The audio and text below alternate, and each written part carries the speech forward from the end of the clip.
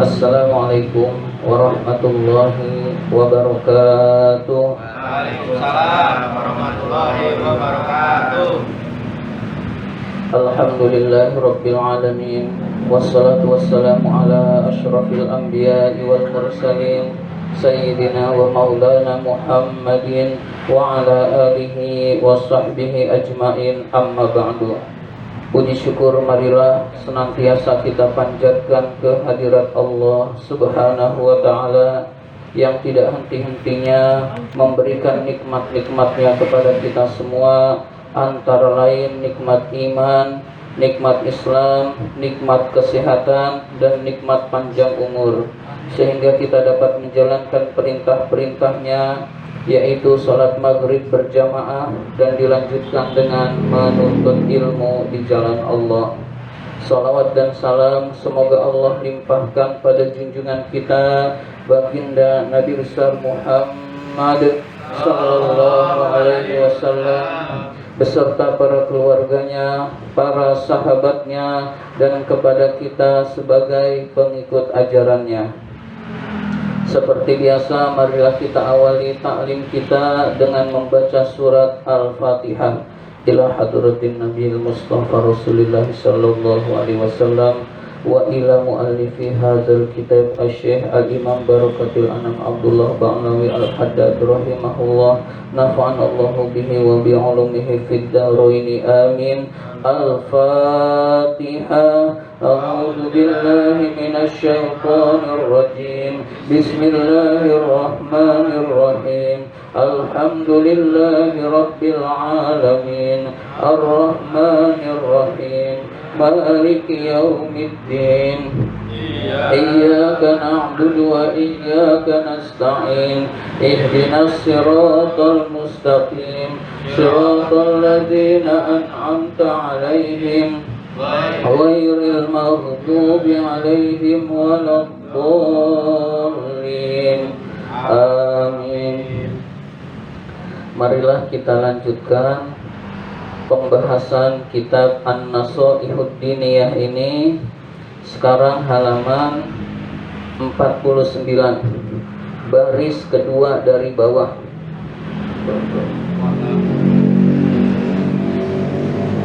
Baris kedua dari bawah. Bismillahirrahmanirrahim. Wa'lamu ma'asyiral ikhwani. Ketahuilah wahai sekalian saudara-saudaraku. Ja'alanallahu wa iyyakum. Semoga Allah menjadikan kita semua dan kalian semua minal ladzina sabaqat lahum minhul husna, termasuk orang-orang yang mendapatkan kebaikan-kebaikan. Jadi ini doa, semoga kita semua, kalian semua mendapatkan, termasuk orang-orang yang mendapatkan kebaikan-kebaikan. Wa minal ladzina, dan termasuk orang-orang qalu yang berkata, Rabbunallahu, Tuhan kami adalah Allah. Tsumastaqamu, kemudian istiqomah. Mudah-mudahan kita semua menjadi orang-orang yang beriman kepada Allah, kemudian orang-orang yang istiqomah. Istiqomah itu artinya memegang teguh keimanan dan tetap taat pada Allah Subhanahu wa ta'ala. Itu namanya istiqomah. Imannya dipegang teguh, lalu amalnya, taatnya terus menerus. Itu namanya istiqomah, hadirin sekalian. Kalau ada kata-kata wa'lamu ma'asyiral ikhwan, berarti ini adalah bab baru atau pembahasan baru. Jadi kitab ini ditandai dengan wa'lamu ma'asyiral ikhwan. Itu tandanya bahwa ini sudah pembahasan yang lain dari sebelumnya. Sebelumnya kita membahas tentang puasa. Wa'lamu ma'asyiral ikhwan, ketahuilah wahai saudara-saudaraku, annal hajja ila baitillahi, bahwa pergi haji ke Baitullah Al-Haram yang dimuliakan oleh Allah, ke Baitullah Al-Haram ahadu mabanil Islam, salah satu dari pondasi-pondasi Islam. Jadi pondasi Islam atau rukun Islam itu ada 5: syahadat, sholat, puasa, zakat, haji. Haji adalah salah satu pondasi Islam yang juga harus ditunaikan kalau kita memang beragama Islam. Tetapi haji ini ada keringanan, yaitu bagi yang mampu melaksanakan pergi haji. Jadi hukum melaksanakan ibadah haji itu wajib. Kalau tidak dikerjakan berdosa, tetapi bagi yang mampu melaksanakannya. Wa huwa fardun lazimun. Ibadah haji itu fardu yang diwajibkan. Jadi melaksanakan ibadah haji hukumnya adalah wajib, ya, fardu yang diwajibkan oleh Allah. Makhtumun, yang telah ditetapkan ala kulli muslimin, bagi setiap orang Islam, mustatiin, yang mampu, fil umri marrotan, seumur hidup 1 kali. Jadi wajibnya itu cuma 1 kali. Jadi orang Islam yang mampu melaksanakan ibadah haji, kalau dia tidak berangkat ibadah haji, hukumnya berdosa. Jadi hukumnya berdosa karena haji adalah wajib. Tapi kalau tidak mampu, maka tidak wajib sampai dia mampu. Dan haji itu seumur hidup sekali. Jadi cukup seumur hidup sekali pernah haji, sudah selesai. Wa kadzalikal umratu, begitu juga umroh. Maksudnya begitu juga umroh adalah haji wajib, umroh wajib. Jadi jangan kita berpikir haji wajib, umroh sunnah, bukan. Haji itu hukumnya wajib, umroh juga wajib. Jadi kalau kita tidak haji, kalau kita tidak umroh padahal kita mampu, maka hukumnya berdosa. Jadi haji dan umroh itu hukumnya wajib dilaksanakan oleh kaum muslimin yang sudah mampu, hadirin sekalian. Qala Allah Ta'ala, Allah Subhanahu wa Ta'ala berfirman, walillahi 'alan nasi hijjul baiti man istata'a ilaihi sabila. Walillahi, dan karena Allah, 'alan nasi, wajib bagi manusia, hijjul baiti, melaksanakan ibadah haji, man istata'a, bagi yang mampu melaksanakan, ilaihi sabila, perjalanan ke sana. Jadi bagi yang mampu melakukan perjalanan ke sana hukumnya wajib. Bagi yang tidak mampu hukumnya tidak wajib sampai dia mampu, hadirin sekalian. Nanti penjelasan mampu ada penjelasannya tersendiri, apa itu istitoah, apa itu mampu melaksanakan ibadah haji. Wa qala Allah Ta'ala, Allah Subhanahu wa Ta'ala berfirman, li khalilihi, kepada kekasihnya Ibrahim alaihi salam, Nabi Ibrahim alaihi salam. Jadi gelar Nabi Ibrahim adalah Khalilullah, kekasih Allah. Contohnya adalah Nabi Musa. Nabi Musa itu gelarnya Kalimullah, orang yang berdialog dengan Allah. Ya, jadi nabi, ada beberapa nabi yang punya gelar. Kalau Ibrahim gelarnya Khalilullah, kekasih Allah Subhanahu wa Ta'ala. Karena beliau itu, Nabi Ibrahim itu seluruhnya untuk Allah, sehingga Allah memberi gelar ini keistimewaan tersendiri. Allah berfirman kepada Nabi Ibrahim, tentunya ini ada di dalam Al-Quran. Wa azzin fin nasi bil haji ya'tuka rijalan wa ala kulli dhamirin ya'tina min kulli fajjin amiq. Di sini nggak ada suratnya, insya Allah surat Al-Hajj. Nanti ayatnya cari sendiri. Surat Al-Hajj.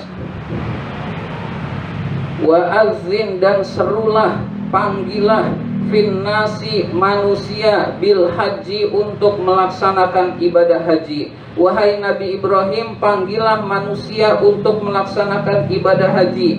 ya'tuka mereka akan mendatangimu rijalan dalam keadaan berjalan kaki, wa ala kulli dhamirin atau dia itu mengendarai setiap unta, ya'tina mereka datang min kulli fajjin amik dari setiap penjuru yang jauh.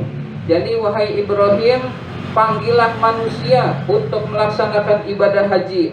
Nanti mereka akan datang berbondong-bondong dari tempat-tempat yang jauh. Nah, ini adalah pesan Allah kepada Nabi Ibrahim. Kemudian Nabi Ibrahim memanggil manusia. Kemudian sampai sekarang ibadah haji itu dilaksanakan oleh kaum muslimin. Liyashhadu manafi'a lahum, agar mereka manusia itu menyaksikan kemanfaatan buat mereka. Wa yadhkuruna asmallahi, dan agar mereka berzikir menyebut nama Allah fi ayyamin ma'lumat, pada hari-hari yang telah ditentukan. Ala ma razaqahumullah, atas rizki yang telah dianugerahkan kepada mereka, mim bahimatil an'am, berupa binatang ternak. Fakulu minha, maka makanlah dari binatang ternak itu. Wa'at imul ba'isal fakir, dan berilah makan orang yang kelaparan dan orang yang fakir. Jadi di dalam ayat ini tujuan melaksanakan ibadah haji adalah agar manusia itu menyaksikan kebesaran Allah, kebesaran Allah yang luar biasa, dan seluruh kebesaran itu bermanfaat buat manusia, dan agar manusia mengingat Allah, senantiasa mengingat Allah. Dengan kita melaksanakan ibadah haji, maka kita akan mengingat Allah Subhanahu wa ta'ala, mengingat kebesaran Allah. Kemudian Allah tegaskan mengapa kita perlu berhaji, karena rasa syukur nikmat Allah yang telah diberikan kepadamu wahai manusia, di antaranya adalah berupa binatang-binatang ternak. Rizki yang kita dapatkan dari Allah Subhanahu wa ta'ala hendaklah kita makan, dan kita berbagi kepada fakir miskin, kepada orang yang tidak mampu. Summal yaqdu tafasahum, kemudian bersihkanlah kotoran-kotoran mereka. Wal yufu nuzurahum, sempurnakanlah nazar-nazar mereka. Wal yatawafu, dan bertawaflah bil baitil atiq, di rumah yang kuno. Rumah yang kuno maksudnya Ka'bah al-Mukarramah, Ka'bah al-Musyarrafah. Jadi hendaklah tawaf di Ka'bah yang dimuliakan oleh Allah Subhanahu wa ta'ala. Julukan Ka'bah adalah al-Baitil Atiq, rumah yang kuno.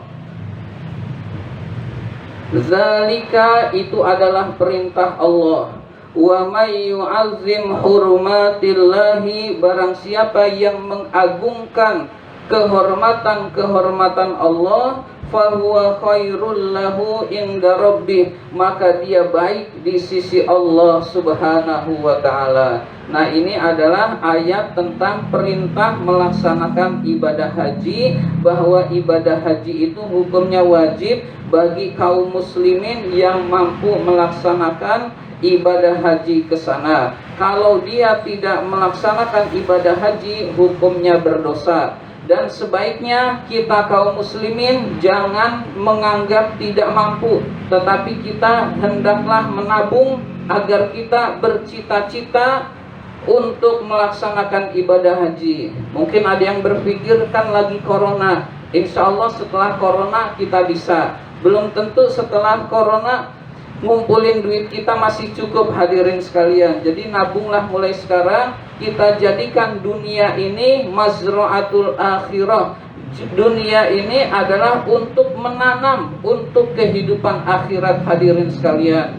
Dunia jangan dijadikan tujuan. Sebab kalau dunia dijadikan tujuan, hadirin sekalian, orang itu akan menghalalkan segala cara untuk mencapai tujuan. Jangankan tingkat kita ini yang awam, hadirin sekalian, orang yang bergelar profesor, doktor bisa sesat gara-gara dunia, hadirin sekalian.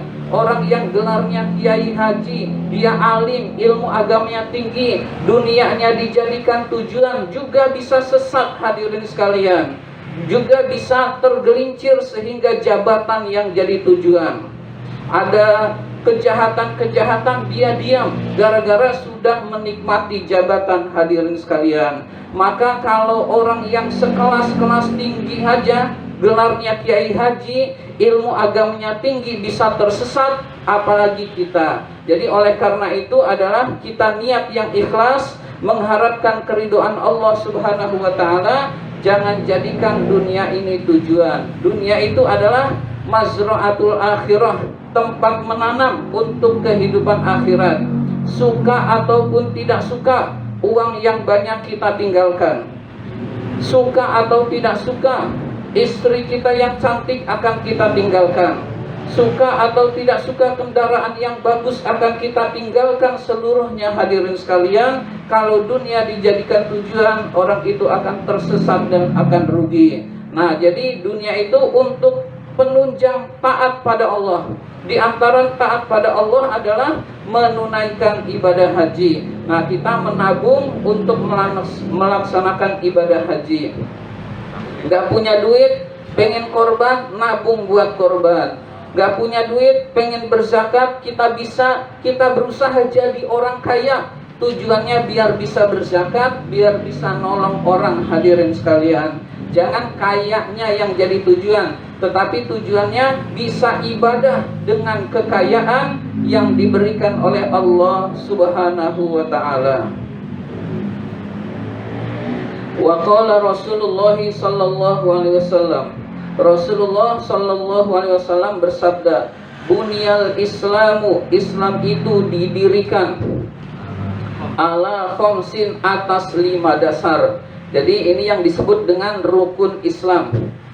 Islam itu didirikan atas 5 dasar. Kalau salah satunya tidak ada, maka robohlah Islam ini. Jadi salah satunya, seluruhnya harus ada, hadirin sekalian. Yang pertama, syahadati alla ilaha illallah, bersaksi bahwa tiada Tuhan selain Allah, wa anna Muhammadar Rasulullah, dan bahwa Nabi Muhammad adalah utusan Allah. Kita yakin bahwa tiada Tuhan selain Allah, dan kita yakin bahwa Nabi Muhammad adalah Rasul Allah, adalah utusan Allah Subhanahu wa ta'ala yang menyampaikan wahyu dari Allah. Wa ma yantiqu anil hawa in huwa illa wahyu yuha. Nabi Muhammad itu mengucapkan tidak berdasarkan hawa nafsunya, tetapi melainkan wahyu yang diwahyukan oleh Allah kepadanya. Jadi gerakan Nabi Muhammad wahyu dari Allah, ucapan Nabi Muhammad wahyu dari Allah, yang seluruhnya adalah benar, hadirin sekalian. Jadi kita yakin bahwa Nabi Muhammad itu adalah utusan Allah Subhanahu wa ta'ala. Setelah syahadat, iqamis sholat, menegakkan, mendirikan sholat. Jadi hendaklah kita termasuk orang yang mendirikan sholat 5 waktu. Sholat 5 waktu tidak boleh ditunda-tunda. Sholat 5 waktu tidak boleh diremehkan. Sholat 5 waktu tidak boleh dikerjakannya asal-asalan, tetapi harus bersungguh-sungguh melaksanakan sholat 5 waktu, hadirin sekalian. Wa itaiz zakah, mengeluarkan zakat. Ini pembahasannya sudah semua, yaitu hendaklah orang Islam wajib mengeluarkan zakat juga bagi yang mampu, hadirin sekalian. Zakat itu ada 2. Ada zakat mal, zakat harta, dan zakat fitrah, yaitu zakat jiwa, yaitu setahun sekali, yang wajibnya adalah pada malam takbiran. Sunnah dikerjakannya pada saat Ramadan sampai malam takbiran. Itu adalah wajib mengeluarkan zakat fitrah, hadirin sekalian. Dan zakat malnya berarti usaha kita, gaji kita dihitung 2,5% dari keuntungan bersih, itulah yang kita keluarkan. Itu namanya zakat mal, hadirin sekalian. Jadi gaji kita dihitung, lalu yang dikurangi kebutuhan, lalu masih ada sisa, lalu 2,5% kita keluarkan dari sisa tersebut, itulah yang disebut zakat mal. Kita bisa memberikan ke masjid, kita bisa ke orang-orang miskin dan lain sebagainya. Wa hajjul baiti, pergi haji ke Baitullah. Pergi haji ke Baitullah dan umrah itu adalah hukumnya wajib bagi yang mampu melaksanakan perjalanan ke sana. Dan yang terakhir, wa shaumi ramadhana, dan berpuasa di dalam bulan Ramadan. Orang yang mampu lalu tidak puasa, maka dia berdosa. Orang yang sengaja tidak berpuasa, maka dosanya besar. Hadirin sekalian, hendaklah kita melaksanakan rukun Islam ini karena kita beragama Islam. Hadirin sekalian, kalau kita tidak melaksanakan salah satu dari rukun Islam ini, maka keislaman kita dipertanyakan oleh Allah Subhanahu wa taala. Nauzubillah min dzalik. Meninggalkan rukun Islam itu dosa besar. Hadirin sekalian, kalau meninggalkan syahadat, kafir. Meninggalkan syahadat, kafir. Meninggalkan selain syahadat padahal dia mampu, itu hukumnya dosa besar. Hadirin sekalian, ini saja yang dapat saya sampaikan. Terima kasih atas perhatian.